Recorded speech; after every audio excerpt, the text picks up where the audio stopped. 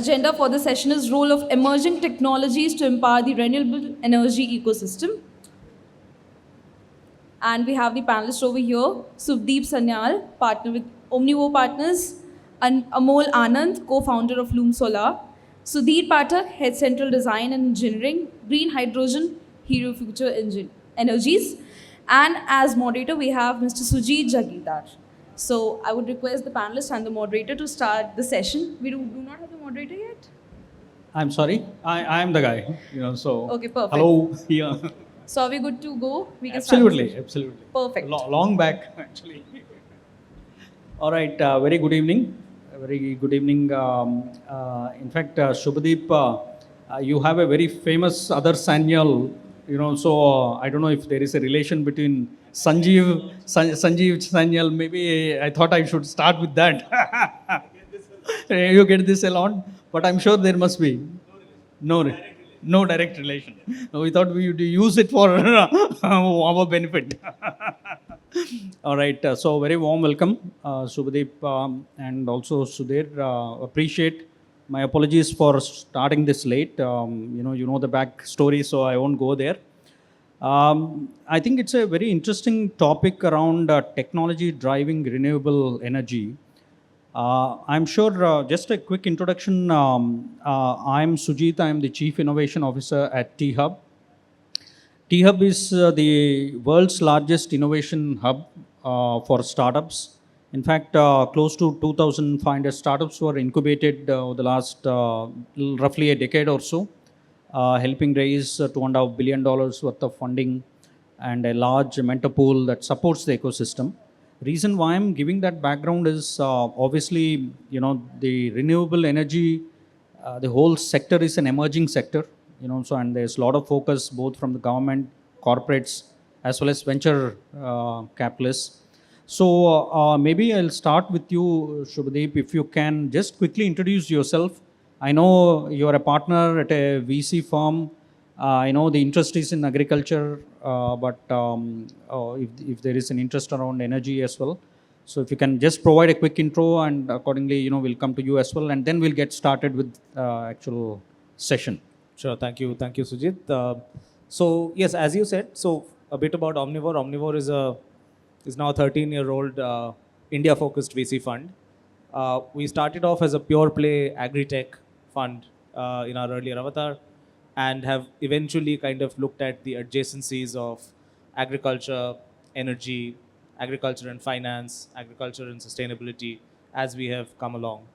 And what that means is that our interest areas are basically how do you make farming, agricultural activities, and this is beyond field as well, so think of dairy, this, that, everything, and even like rural India, a little more sustainable in the way in which business happens, right? So all those themes are relevant for us to invest in. And we look at early stage companies, typically seed to Series A startups, an active portfolio of about 50 companies today, spread across the country. Many of them have scaled up, moved beyond India. Many of them have, very interestingly turned profitable at scale as well, which is a good thing for our sector. And what we're hoping to do now is also, we just closed our third fund, which is a $200+ million fund last year, and we're deploying from that.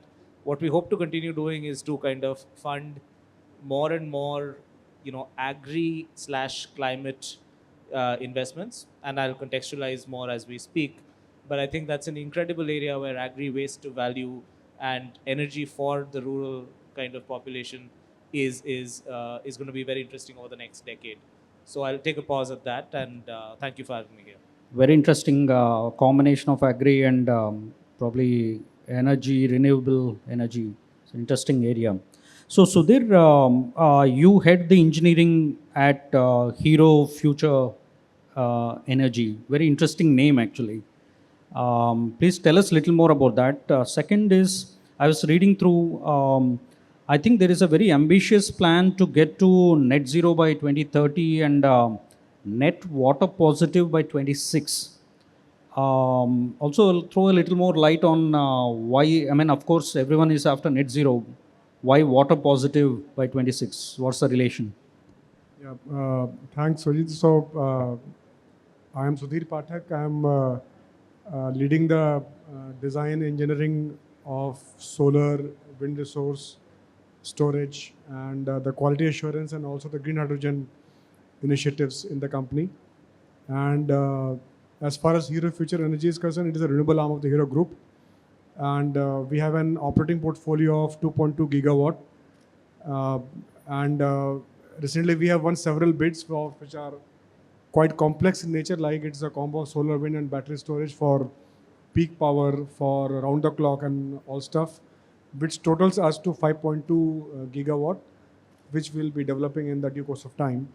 And we are from gigawatt to the kilowatt scale company as an IPP. So you told about Hero Future Energies. So definitely this is the term coined by our promoter, Mr. Rahul Munjal. And it is like we are like the pursuant of the technology which is coming, they are going to be in the near future. And in what way we can adopt that to make the earth greener.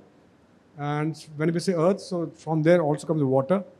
So like why we are saying water positive? Water positive is in the sense that like typically for whatever renewable power we generate, uh, we use a lot of water to clean the modules.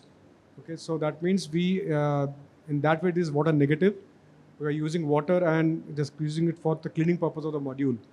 So what we aspire that in what way we can technologically improve like use of robots for cleaning the modules, where we can make it water, you can say positive, number one. Number two, through our CSR activities, we have created several water ATMs all around, and we have created check dams for the people to use it as a society, so that we can offset whatever water we are using here as a water positive. And as far as net zero is concerned, so definitely we ourselves are green energy provider. So in whatever our applications are there, even in scope 3, like I book my cab always through Blue Cab, so Blue Smart. So that is what one of the initiatives we take to make it as a kind of a net zero. So we are fundamentally a net zero partner for the industry, for India, for the world, wherein we are working beyond this, beyond just RE. We are working on green hydrogen. Our first pilot is about to be commissioned in next 2 weeks, and we are working on hydrogen derivatives as well. So that is a space, that is landscape on which we are working as such. Yeah. Very interesting landscape. We'll dwell deeper on that. So, Shubhadeep, you have been looking at various startups, right? Of course, Agri is one and renewable energy. What is that exciting tech that you are seeing, especially in both Agri and renewable energy? If you can give some examples, what's changing the landscape, that would be helpful. Sure. So again, limited experience with that caveat. Let me take an example and contextualize. So, there's a company called EcoZen Solutions, which we had the good fortune of investing and working with for a long time. And what they do is they started as a solar rooftop company about 10 years ago, right out of IIT Kharagpur, 3 people without any experience, and then slowly saw an opportunity in solar pumping in rural India for farms in Chhattisgarh, right? And that kind of got them thinking that, and this is way before there was any policy tailwinds, 2013-14 timeframe. So the use of classic solar into something as basic as replacing a diesel pump was kind of a very, very powerful journey, both from an emission standpoint, from a cost standpoint for farmers. And more than that, I think the ability for a farmer who does not have irrigation year around, for them, the productive use of land went up 2x. They could sow one season, now they could sow 2 or 2.5 seasons. So 2 full crops and 1 vegetable crop because of that pump. That kind of gave us the confidence that there's a strong impact multiplier also, which is possible. It's a tough market to go to, but there's a strong impact multiplier. When I think of technology per se there, I think the goal was always how do you make products like controllers, etc., which are ahead of the curve, which are able to work on predictive maintenance, for example, reduce your OPEX as a EPC player, right? So that is, I think, so in a nutshell, it doesn't sound like earth-shattering technology. But I think when you look at rural India and applications therein, you have to start with small steps. That was one product line, which is now, I think they have 25% market share in India as far as controllers are concerned in pumps. The second more innovative example I would give is we all as consumers talk about, itna perishable waste ho gaya, we have lost 30% value of our fruits and vegetables, cold chain is a gap. The real problem is that we don't have distributed cold chain, right? We have cold chain in hubs, but we don't have them near the farm where the actual spoilage can happen. Now think of a farmer who has harvested a fresh, batch of vegetables or fruits or flowers, which are very perishable. Every single day that you lose and you don't get a price in the market, your value goes down by 50%. So then these guys kind of came up with a solar powered cold room, which is like a 20 feet container on the top of which you put solar panels. It is entirely automated so that the farmer or the user does not have to think about the internal temperature, humidity settings. It's a button press that I'm storing pomegranate. This is a button. And this stays good for 10 days, 15 days. If you want to do long term as well, it's got the ability to do pre-cooling also, and then do it across multiple crops. And they have 1,000 plus of those installations going around the country and even globally. So again, very, very innovative use of renewable energy in areas where grid is not available or not dependable, and creating an economic use case. And this is not backed by any subsidy or anything like that. It's a private sector, commercial enterprise in that sense. These are some of these innovations, and now that is being extended into use cases like atta chakkis, for example. Again, just UP alone has about 5 lakh small atta chakkis which are there in villages, all run by commercial power. Similar challenges of high energy bills, single entrepreneur running it. And everyone is willing to kind of move to a cleaner source of energy because it just makes economic sense. So how do you bring that power, that knowledge of power electronics, of thermal storage or whatever, and bring it to different applications? And the newest one would be to go into the negative temperature cooling as well. So like solar freezers, we've all seen in India or even in Africa is a bigger use case where power is absolutely not dependable. When you need to store, in negative temperatures, whether it's ice cream, meat, fish, whatever, that kind of a small visi-cooler also is solarized now. So at a sense, we basically think that technologies like this, while there is a platform play to it, I think end applications are also very, very interesting. And that's where an opportunity for startups actually lie, where they can go and look at smaller use cases and quickly build and bring them to scale. And then eventually it opens up a bigger market, bigger capital to follow. Right? That would be an example which I think I can best contextualize. So I'm going to just check on one more thing. See, the entire investment in renewable solutions, right, innovation, has a long gestation period, right? So what parameters do you use to actually figure out, you're a VC, so you need to have some measure criteria, right, for success. So what are those? That's an excellent question, Sujit, that you bring up. See, fortunately for us, because we invest in the sector that we do, we have a slightly long-term horizon. We come in with a 10-year horizon. We believe that in 4 years, 5 years, you cannot create companies in this segment which can create scale. So Ecozen, for example, took 10 years to get to where it is today, right? The first 3-4 years were product development, piloting, initial trials.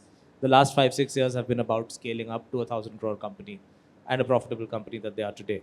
So I would think that it requires patient capital. That's one. Second is, I think, in terms of if you are backing fundamental innovation, there definitely needs to be a blended approach that you bring in. There is a journey where VCs or investors will come in once there is product market fit, once there is a first set of paying customers. Before that, there's a journey where product development is happening, where entrepreneurs either fund it themselves or go through grants, innovation challenges, and things like that, which I think now in India it is not that difficult to get. It was quite difficult maybe 10 years ago when we started looking at business. Now I think there are many and more schemes. There's still a gap, let's be honest. But I think for good people who are looking to, the only thing which we stay away from, if I can use that word, is if you're building something which is terribly regulated and only driven by policy, which does not have a private sector use case and has a very, very long tail R&D. If it has a 6-year product development cycle, then it's very difficult for a VC to invest, right? And alternately, what we were talking about earlier, Sudhir, was that larger capex oriented projects, right? That is also something which is not very conducive to VC funding. It requires a project financing approach as well. But those would be some of the considerations. Thank you. So quickly, Sudhir, your organization is backed by another big organization, the Hero, the parent company. Um, so I'm assuming funding is not a challenge, but please let us know. Having said that, what technologies are you investing in, and what are the areas of focus for you? Because again, it's future tech. So that's point number one. Especially from the government policies today that are there, that are available for corporates to invest in this area, because there is a lot of push on Atmanirbharta and alternate energy, right? Even India has committed to 2070 net zero, right? So, do you see the policies are conducive? So, two questions I have packed. One is, what are those? Where are you investing in future technologies?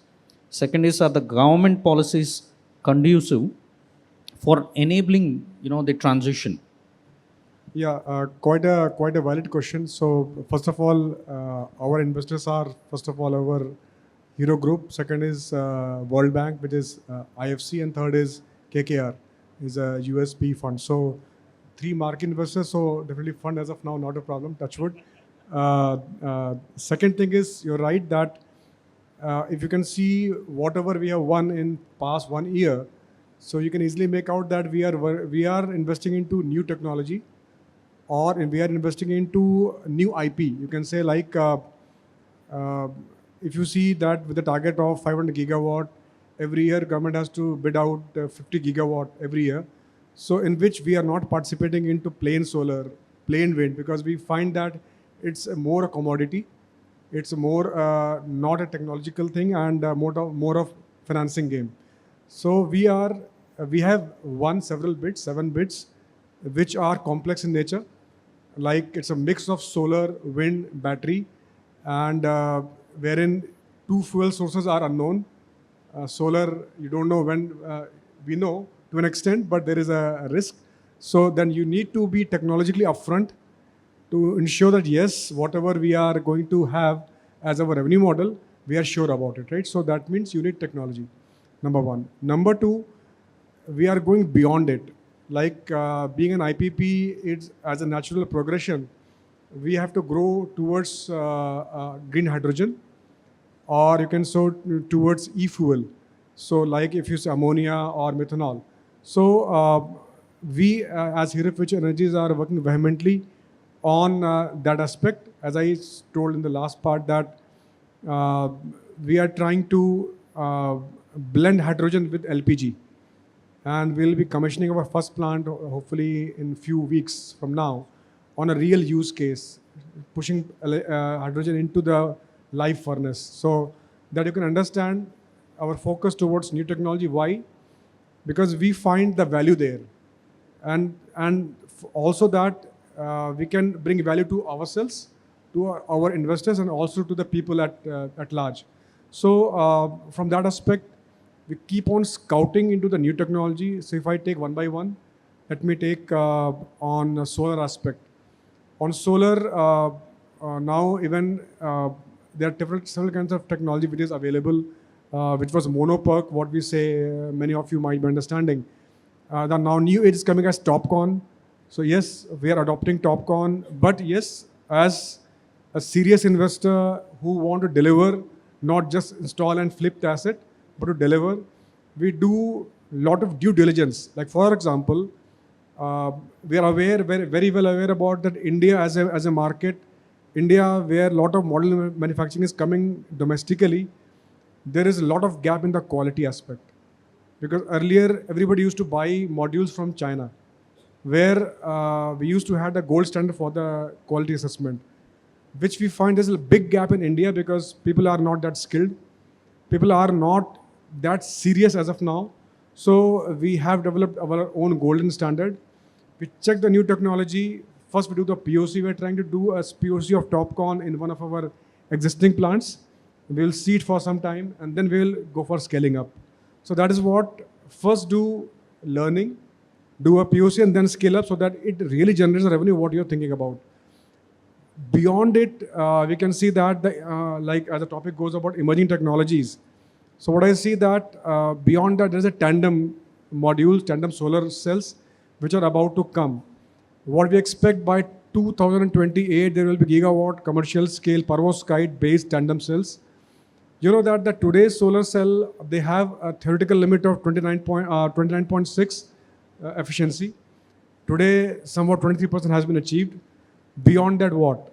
Beyond that, there is a technology called perovskites, which can capture beyond like from 390 to 700 nanometers of spectrum. It can go beyond that. That's why its efficiency goes up to 42%. So from that perspective, we are watching for it. We are looking at it. This is number one. Number two, on the wind part, we want to see that in which turbine, which can capture the most, the wind energy, because all good wind pockets are now dwindling down. So we always vouch for the location where we can have a turbine which can capture more wind energy. Number three is like as a new technology called LiDAR. So the biggest issue in wind industry is that you don't know your true wind speed, right? And in the future for forecasting, right prospecting of your wind land. So we have onboarded a LiDAR which can we can transport from one place to another and quickly capture the prospecting of the wind. Number three is, which is very, very important, is like with the more ingress of renewable energy or penetration of renewable energy into the grid. The biggest problem which is coming, which used to be in my younger days, grid failures. You can see there's a rampant grid failures in Rajasthan grid because of renewable industry or renewable sources are good source of power but poor source of fault. They are very bad source of voltage control, bad source of reactive power. And now CEA has come up with a stringent requirement, so we are innovated. So one of the research papers written by me and my team was published in the CBIP and International Journal. So why I'm saying so, because we are so much technologically focused to solve the problems. Second, we want to create a niche for ourselves so that we can provide a solution for a very niche wherein every 15 minutes you have to mix solar plus wind plus battery and ensure that you are generating that. For this, you need to bring the latest technology, you have to bring AI into it, you need to bring the day-ahead market forecasting of the energy exchange. Lot many challenges, but we have taken it to our stride and we are trying to move ahead from that perspective. Last but not the least, on the e-fuels, like on the green hydrogen plus derivatives, whether you say is ammonia or methanol or you can say sustainable aviation fuel.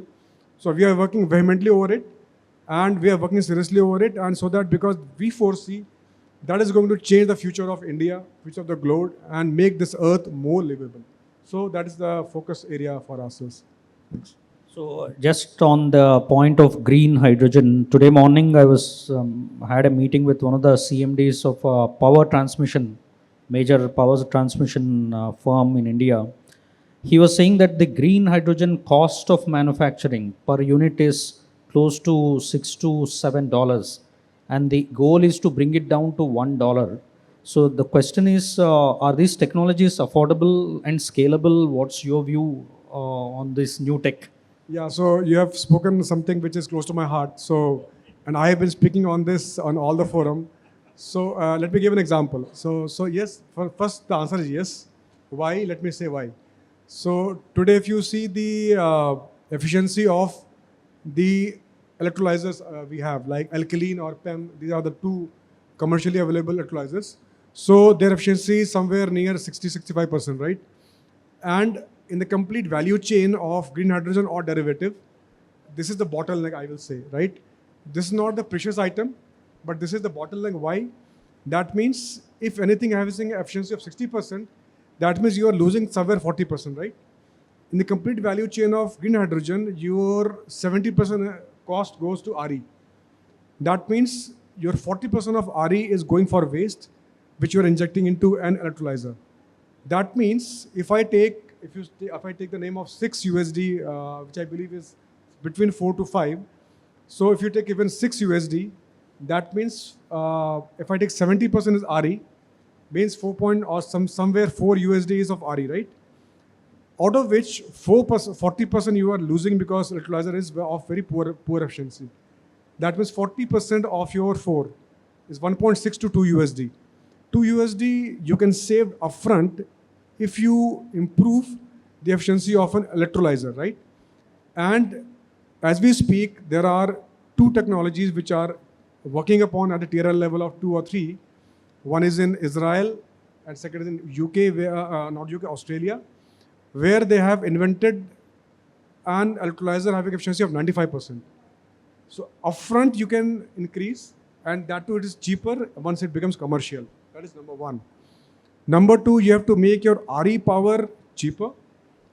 So till the time when people were talking about monopuck TOPCon, I was a firm believer that because increasing RE power and coming new technology will come at a premium.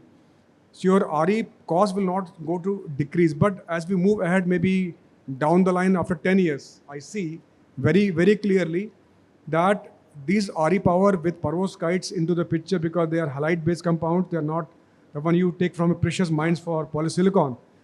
They will become a commodity. Once they become a commodity, they will become at the cheap dirt rate. That time you will see RE power with battery storage, because RE power you have to be consistent with battery storage or pumped hydro or some new long duration energy storage like CO2 batteries. There you will get RE power RTC kind at the rate of suppose 2.5. Then you will really able to see that yes, my LCOH will come down to somewhere, not I will not say 1, but yes, 1.5 or 1.8. By that time, by the carbon taxation, like we have CBAM in EU, you will find the carbon market will go and make the carbon prices high. That will equate somewhere to $2.5 per USD. So I think I'm a firm believer that is going to happen, but maybe it will take some time. I believe in next 1 decade this will happen, not in 4 years. Thanks for that detailed discussion. So, Subhadeep, just on picking on a couple of points he mentioned, one is there are these international organizations like Israel and probably you are referring to France, is it? Israel and which was the other country? Australia, I'm sorry. I'm sure Sweden is also working in the space of renewable energy, especially Europe. Some countries have really focused on completely moved on to, some of them are close to net zero as a country, is what we understand. So, I mean, from your experience, what are you picking the signals in terms of from other countries, what we should learn or we can learn? Subhadeep, I mean, if you have any experience to share. So I think that's an interesting question. I'm trying to think how honest I should be. I feel very firmly, I feel India has its own journey in many of these things. And I'm limited by my domain of expertise and experience, but whenever we have tried to blindly juxtapose a technology intervention from not our markets, it has typically not scaled very well. There could be 2 reasons, but the major reason I think is affordability, and maybe lack of the correct financing measures, right? So even though you can deliver a certain efficiency, the upfront cost is so high, or the technical know-how and the post-sales is so high that it doesn't percolate beyond a certain point. In kind of, as we go more beyond urban India, even within urban India, but largely as you move beyond urban India. So that has been a challenge, which I think is why we see a lot of homegrown, frugal technologies being built, which again, at a very macro level are not earth-shattering, but it kind of, a vague parallel is the pharma sector, right? We are not known for core R&D as a company, as a country. Even for the agricultural sector, we are not a core, R&D center, a biotechnology center. But in terms of being able to mass produce, in terms of being able to efficiently manufacture, I think we've done very well. So that kind of begs the question that true innovation, I think, is being seeded now, if you ask me. right? And I'll give another example, which is not renewable directly, but kind of close to that. So we met a team from Tesla.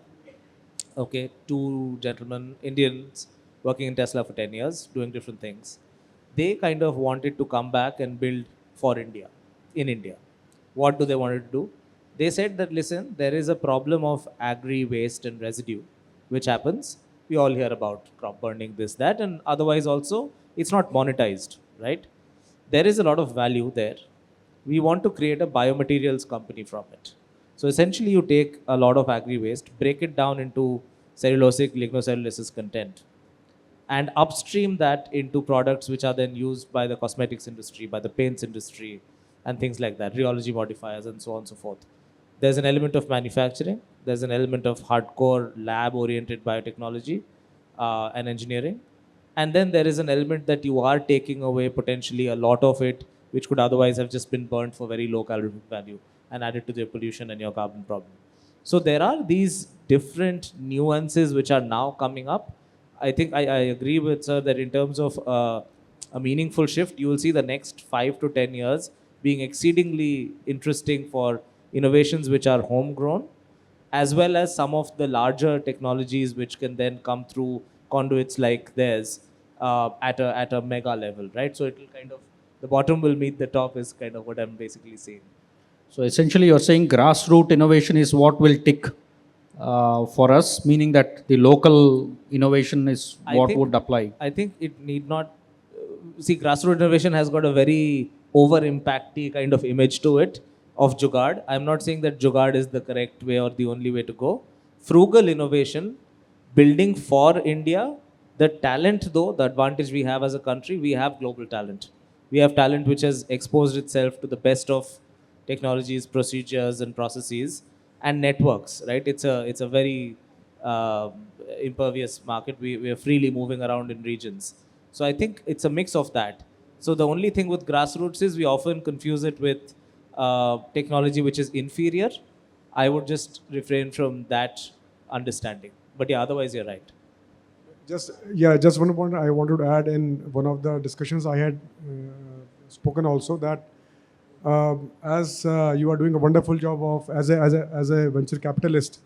So typically, if you see the startup culture in India, almost 99% of the startups are into IT, because it's a low gestation in the closed room, bring some terminals and make something into AI and all. So, but the biggest issue is like startup for such long gestation. If Israel can do, if Australia can do, why not India? Because you have ISC Bangalore, you have IITs, and you have huge pool of science graduates come out. Why can't they invent? Because they do not find any incentives, because nobody will support them for 6 to 7 years to develop and sustain. So I think with the government support, and so I think like I use termed as like invent in India, right? So if you have invent in India, then like the way Europe has gone to number one, they invent and then they sell the technology, their IPs all across the world. So why can't we invent and export our IPs to all over the world? Then that will be a huge revenue stream, right? So we can move the term. So that's why need a very serious support from venture capitalists, from government for such kind of technology, and create an ecosystem to have this kind of things into the system. Yeah. So before I end, of course, I have one or two more questions. I'm going to ask both of you or each of you to give two hard-hitting advices to startups so that you know what they should be doing to exactly do what you just now said. So, but before that, the question around government support, just to both of you, if you can talk about, is that enough, adequate today, whatever, especially in the renewable energy innovation space, where we are talking about technology, long gestation. I mean, even VCs have also need to have patient capital and all that. I'm sure you're also looking at 5 to 10 year time frame. There's also this whole thing about solar alliance. I mean, the grand plans that are there. So is government doing adequate enough, or are there any areas that you think that could help support the innovation in renewable energies from government standpoint?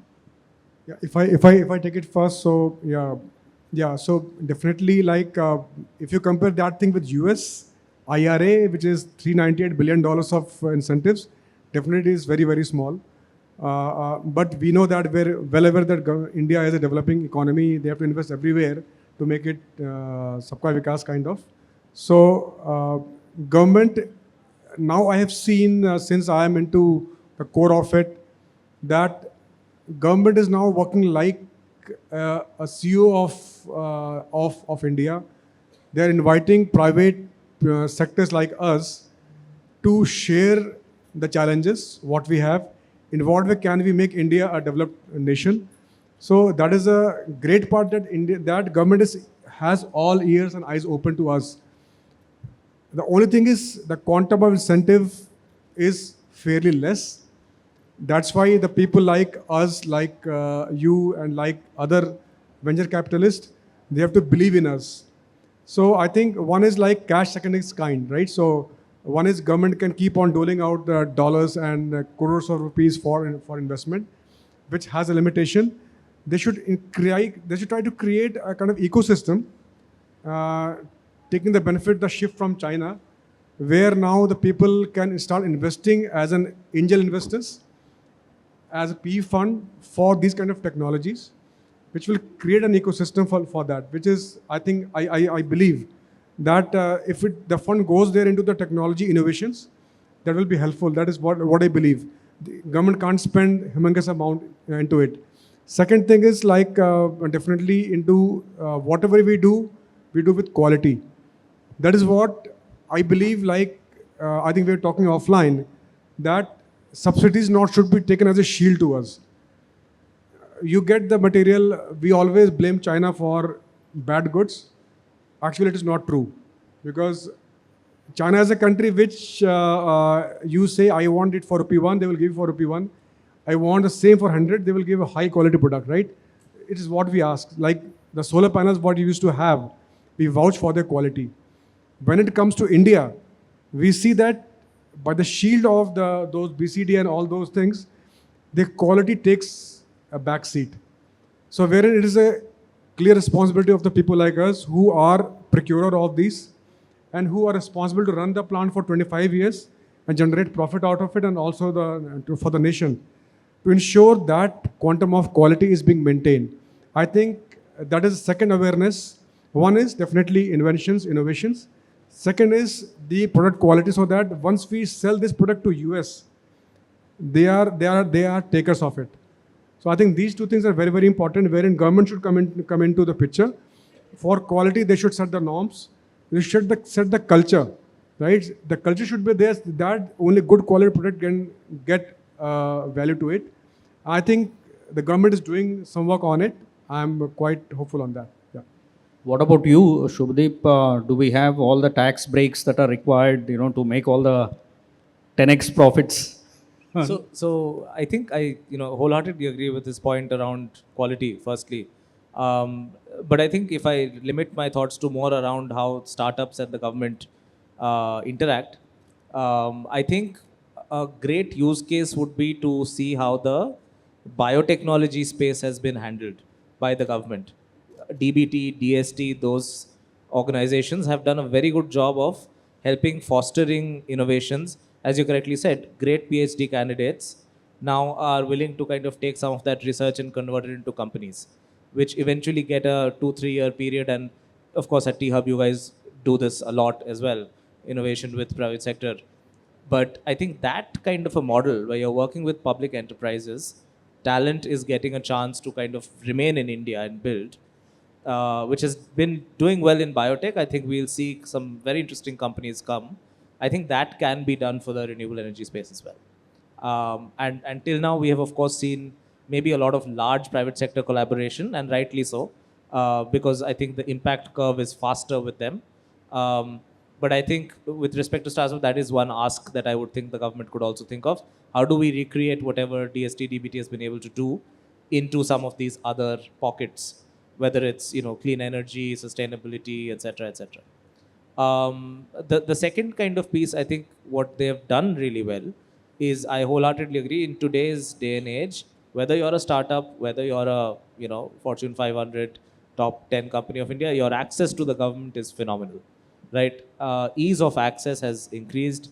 You will get a very, very good patient listener and a very, very willing participant on the other side to think through, to include you in the, in discussions. And we saw this with the drone policies, right, which came up over the last few years. And agriculture is a strong use case of that. In the consultations, in the committees, there were startups as well who were brought in, which was not really thinkable before that. So I think that is a very, very correct culture to maintain, that openness. But yeah, what I would think is that how do we take some of these other sectors which have worked well from a early private sector incubation mode and bring that to energy, clean energy, and the confluence of energy and other sectors as well. Yeah.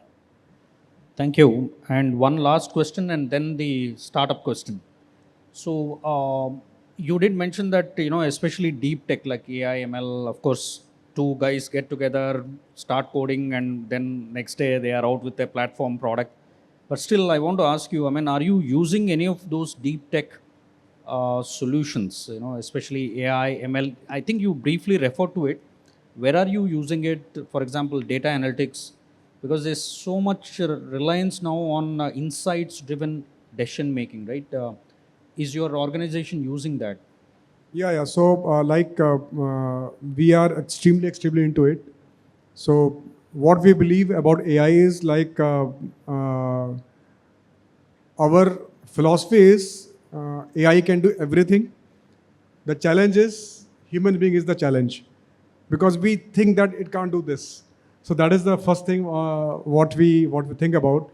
Second thing is, yes, on application perspective, we are using data analytics into our operations, in the sense that we have developed a system, we developed a software in-house, wherein, because you see that any solar plant, as the bigger it goes, you can't deploy numerous manpower to monitor it, right? So you need to know that whether I'm using all my aspects to the most efficient way. For that, you need a lot of analytics, for which in one of our biggest plant, which is 450 megawatt, we are using, you can say machine, I will not say AI, I will say machine, because machine learning is the bedrock for AI.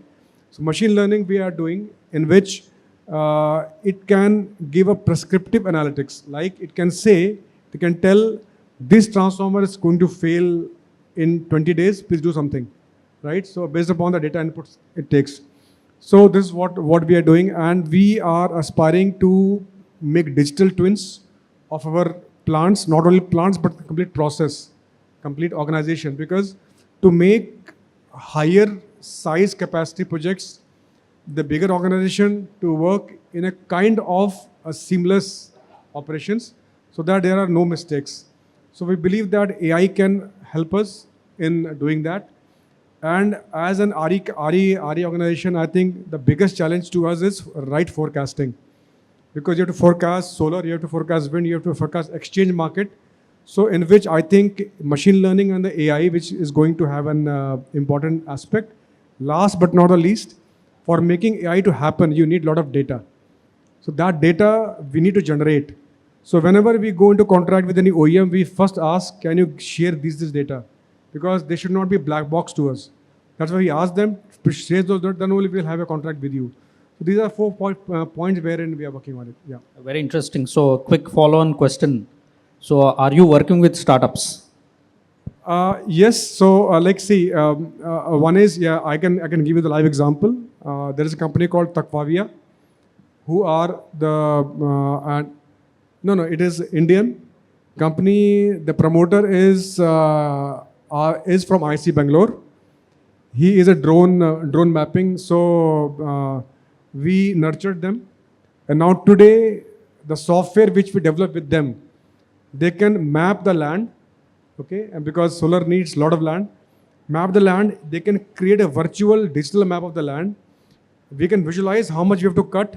They can tell us how much volume you need to cut. After cutting, how much does it look like? So that whenever civil contractor goes and challenges us, I had cut this cubic meter, but you have to charge this, we have the feedback. So this is one startup on which we are already doing. Our promoter is kind of another VC who keeps on putting into startups, so I can't name them to where he has done. But so yes, because he believes that yes, by investing in the future technology, you can move ahead. Yeah. Thank you. So yeah, you had. No, I mean, interestingly, that you mentioned in our first fund, their promoters were an investor in Omnivore as well. So it's quite broad, and yeah. I'm a beneficiary of that in that sense, full transparency in our earlier avatar. But even Takvavia, we've also met the company, right? So yeah. So finally, I think yeah, the time's up. So Shubhadeep, if I have to ask you two real hard-hitting advices or advice to if I am a startup aspiring founder, what would it be? Especially if I have to work in the renewable energy space.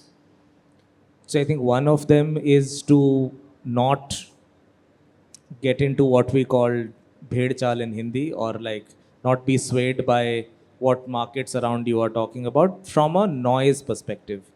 There is a lot of noise in the startup slash VC ecosystem. We tend to glamorize only fundraisers and not real businesses and successes, and we don't talk about the failures enough. So as a founder, I would request anyone. It's a great time to build, without doubt. It's a great time to build in India. Markets are here, capital is coming here, talent is coming here. So great time to build. Just keep your focus on solving a real pain point. And if you're unable to get there, don't be afraid of pivoting and trying out another solution. Because sometimes what happens is, and as an entrepreneur, you're very, very married and passionate to that idea. And you keep going for so long that you've then burnt yourself out, right? So one thing is, keep an eye out for what is working, what is not working. Forget the investor, and this is counter my own business, but forget the investor if you're building early. Focus on the customer, and if you're delivering real value, whether you're building in the climate tech space or any other space, I think that is the only thing which works. The whole noise of excess funding, etc., is done. That funding period is over. No free money available. So you've got to go back to business basics. Customer से पैसा कमाना है. How do you do that from day one? How do you provide value to them? That is the only thing you should focus on in your initial years of building out. That is one thing. Yeah. So is the support ecosystem available, do you think? Yes. Sufficiently Yes. for the I startup think it's founder? available. It's available. You, of course, it's a learning journey. More can happen. We are a very large country, but it's definitely available.